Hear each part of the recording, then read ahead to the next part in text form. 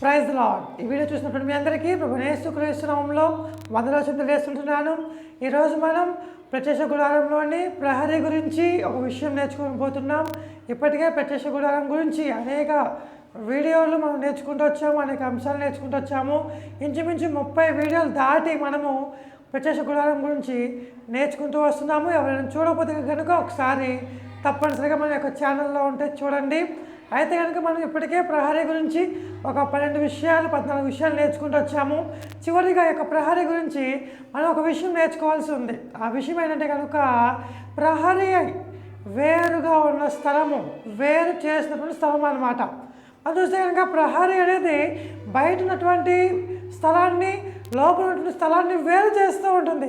ప్రహరీ లేకపోతే మొత్తం ఒకేలా ఉంటూ ఉంటుంది. కానీ ప్రహరీ ఉండటం వలన లోపల ఉన్న స్థలం వేరు, బయట ఉన్నటువంటి స్థలం వేరుగా మనకు కనబడుతూ ఉంటుంది. ఎందుకంటే కనుక ఇది వేరు చేసేటువంటి స్థలము. ఎవరైతే కనుక లోపలికి వెళ్తూ ఉంటారో వాళ్ళు బయటకు కనబడరు అనమాట.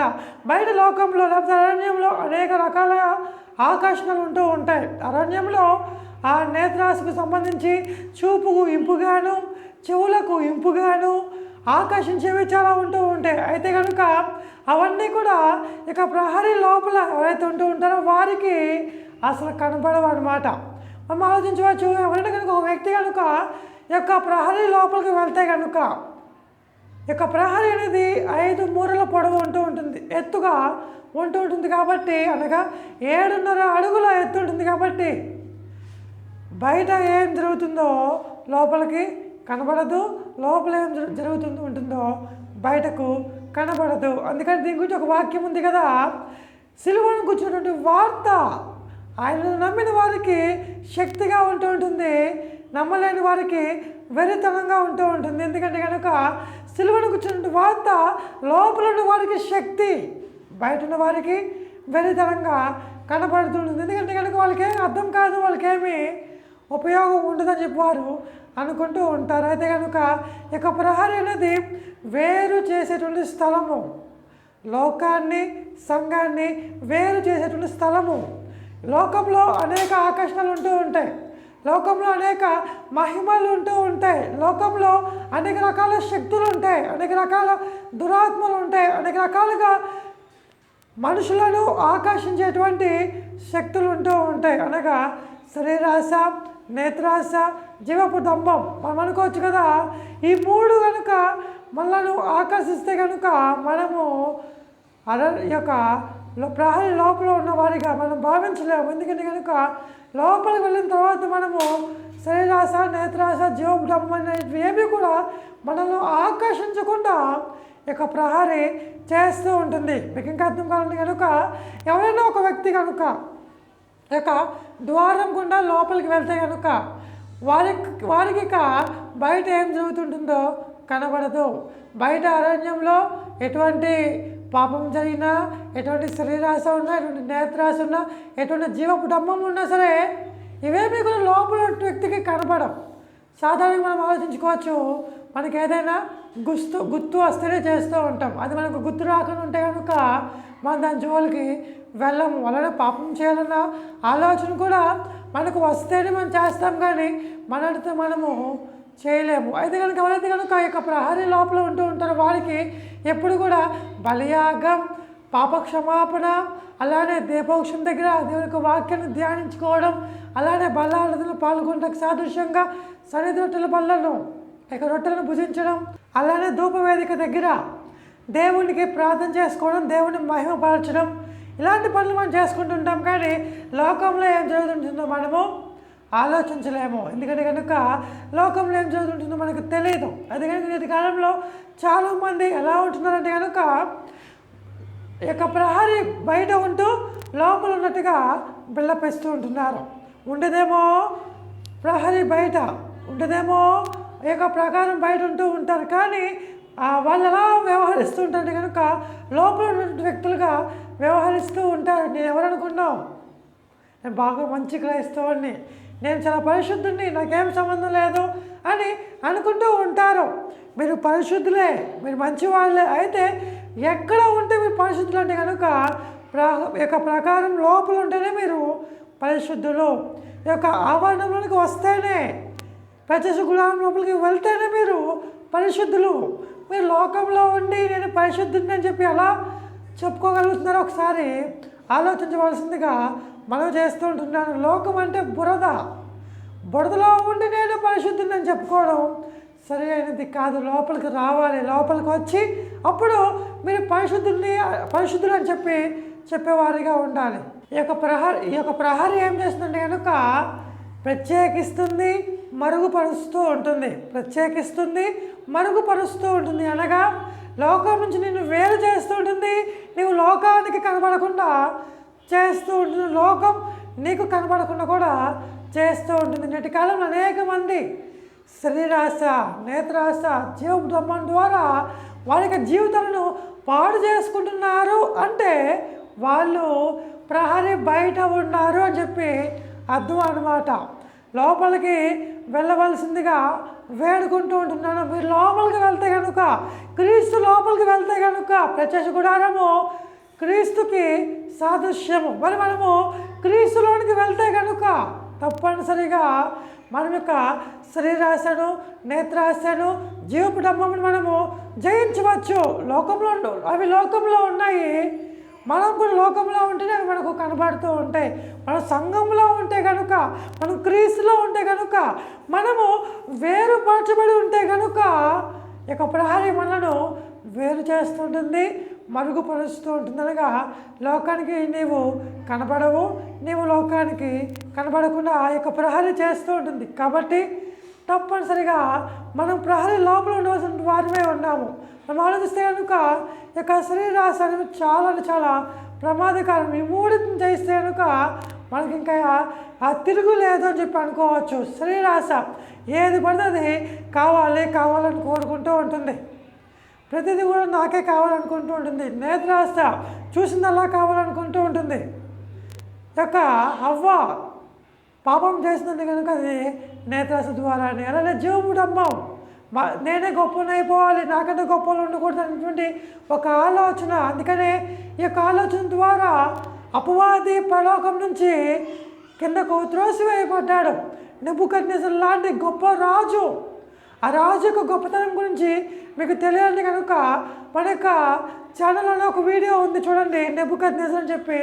మీరు చూస్తే కనుక అటువంటి గొప్ప రాజు కాకముందే ప్రపంచాన్ని సైతం కూడా జయించి తండ్రికి బహుమతిగా ఇచ్చినటువంటి గొప్ప రాజు ఈ యొక్క జీవపుటం చేత అడవిలోనికి వెళ్ళి గడ్డి తినటువంటి పరిస్థితి ఏర్పడింది. కాబట్టి ఈ యొక్క శరీరాశ, నేత్రాశ, జీవపుటం అనేవి మనకు చాలా ప్రమాదకరం.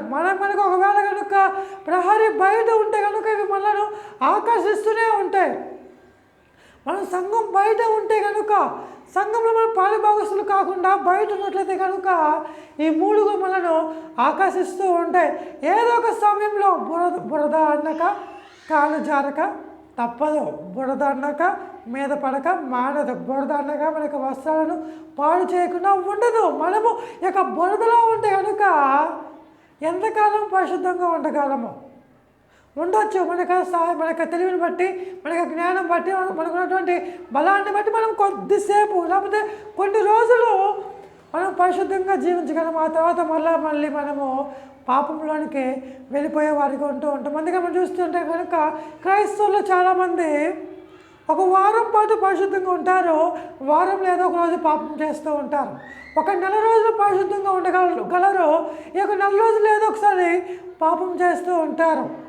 ఎందుకంటే కనుక మనము లోకానికి వేరుగా ఉండకుండా, ప్రహరీ లోపల ఉండకుండా ప్రహరీ బయట ఉండి మనం ఏం చేస్తున్నామంటే కనుక జీవిస్తుంటున్నాము. లోకం మనను ఆకర్షిస్తూనే ఉంటుంది, 24 గంటలు కూడా ఆకర్షిస్తూనే ఉంటుంది.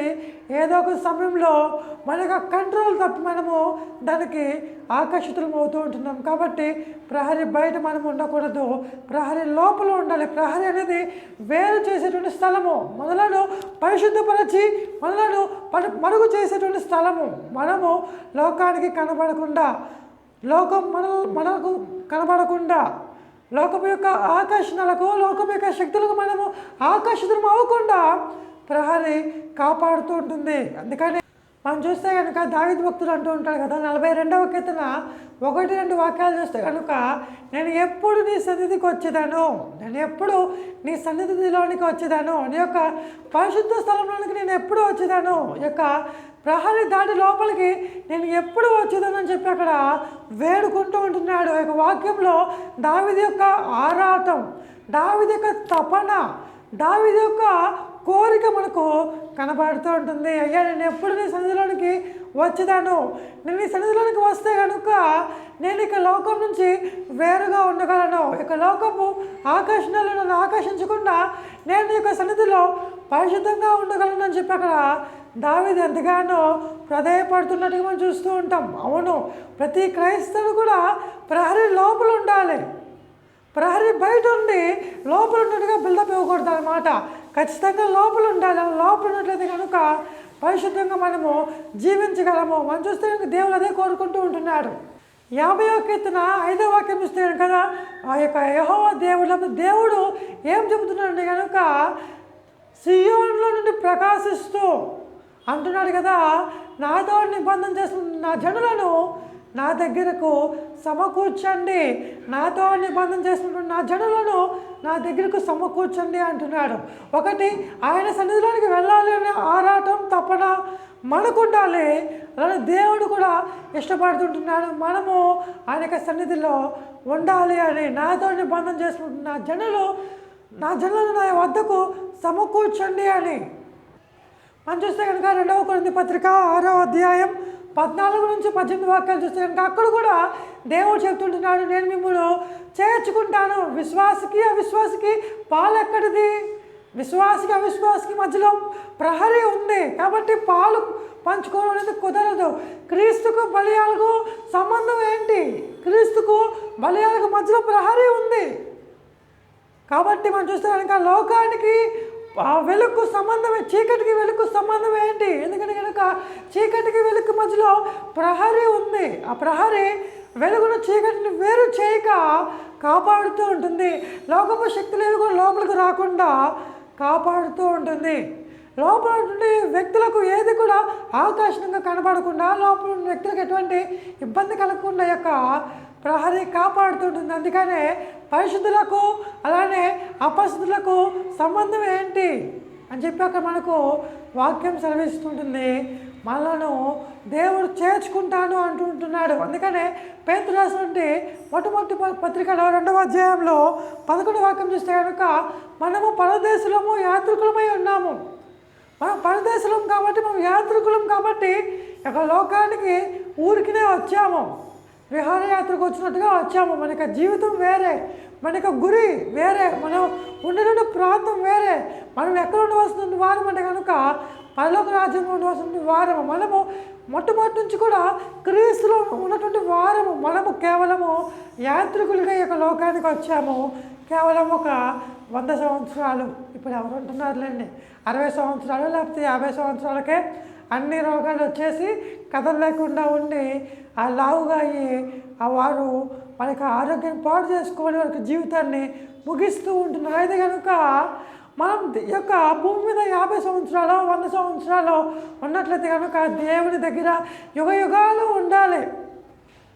ఒకవేళ కనుక మనం వెళ్ళి పౌలు గారిని అమ్మ అయ్యా మీ వయసు ఎంతని అడిగితే కనుక 2000 సంవత్సరాలు చెప్తూ ఉంటారు. ఎందుకంటే కనుక మనం యుగ యుగాలు కూడా జీవించే వారిగా ఉండాలి. పేతురు గారు మీ వయసు ఎంతని అడిగితే కనుక పేతురు చెప్తూ ఉంటాడు నాకు 2000 సంవత్సరాలు ఉన్నాయని. ఎందుకంటే కనుక పరలోక రాజ్యం మనము యుగ యుగాలు జీవించాలి. మరణం లేని జీవితం మనము జీవించాలి కాబట్టి మనం తప్పనిసరిగా ఈ ప్రహరీ లోపల ఉండేటువంటి వారుగా ఉండాలి. అనగా సంఘంలో ఉండాలి, మనం వేరుగా ఉండాలి. లోకానికి మనకు ఏ సంబంధం లేదు. లోకాన్ని బాగు చేయడానికి మనం ఇక లోకానికి వచ్చాం, కానీ లోకాన్ని బట్టి మనం పాడైపోతాం. కానీ మనం ఈ యొక్క లోకానికి వచ్చింది కాబట్టి మనందరం మన ప్రహరీ లోపల ఉండడానికి ఇష్టపడవలసిందిగా కోరుకుంటూ ఉంటున్నాను. అటువంటి ధన్యత దేవుడు మనకందరికీ అనుగ్రహించును గాక. Praise Lord. దీవించి ఆస్వాదించును గాక. ఆమేన్.